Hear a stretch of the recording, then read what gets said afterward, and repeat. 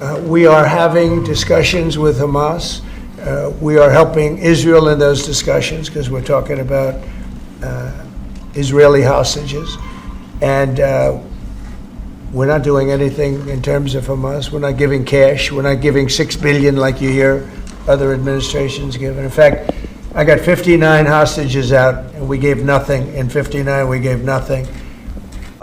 गजा पर फिर से कड़ा प्रतिबंध, जरूरी मदद पर रोक, यूएन विशेषज्ञों की सख्त चेतावनी। क्या इजरायल के इस फैसले से शांति की उम्मीद खत्म हो रही है? आइए आपको विस्तार से बताते हैं गजा और इजरायल के बीच में सीज फायर की क्या स्थिति है।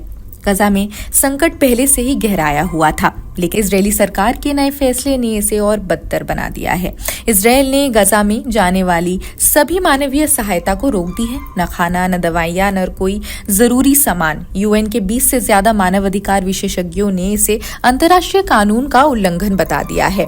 उनका कहना है कि इजरायल एक कब्जाधारी ताकत के रूप में गजा के लोगों को जरूरी मदद देने के लिए बाध्य है, लेकिन इजरायली सरकार का कहना है कि हमास की कथित तौर पर संघर्ष विराम तोड़ने की घटनाओं के चलते उसने ये फैसला लिया है। वहीं हमास का बयान आया है कि वो समझौते का पालन कर रहा है, इजरायल ही उसे तोड़ने की कोशिश कर रहा है।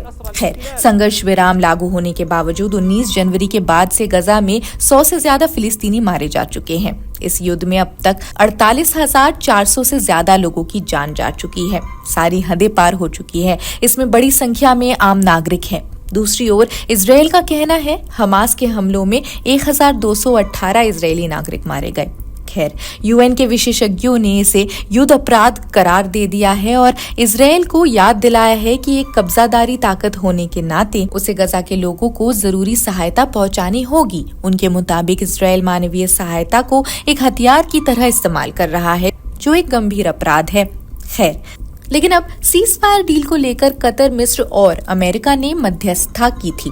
अब इन देशों पर दबाव है कि वे इजरायल को रोकें। वहीं चीन ने मिस्र के गजा पुनर्निर्माण प्रस्ताव का समर्थन कर दिया है, जो अमेरिका की गजा को अपने नियंत्रण में लाने की योजना के विरोध में है।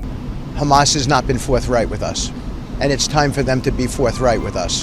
And Eden Alexander would be a very important show. And so we'll see how they're going to react. The president has issued a statement about what's acceptable to him and what's not.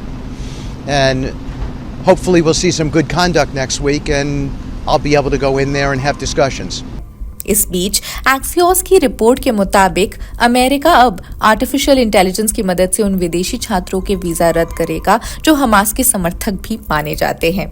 खैर, सवाल ये है, क्या गजा में अब कुछ बिगड़ने लायक बचा है? क्या संघर्ष विराम अब सिर्फ नाम का ही रह गया है, या अंतर्राष्ट्रीय दबाव इजरायल पर कुछ भी रोक लगा पाएगा?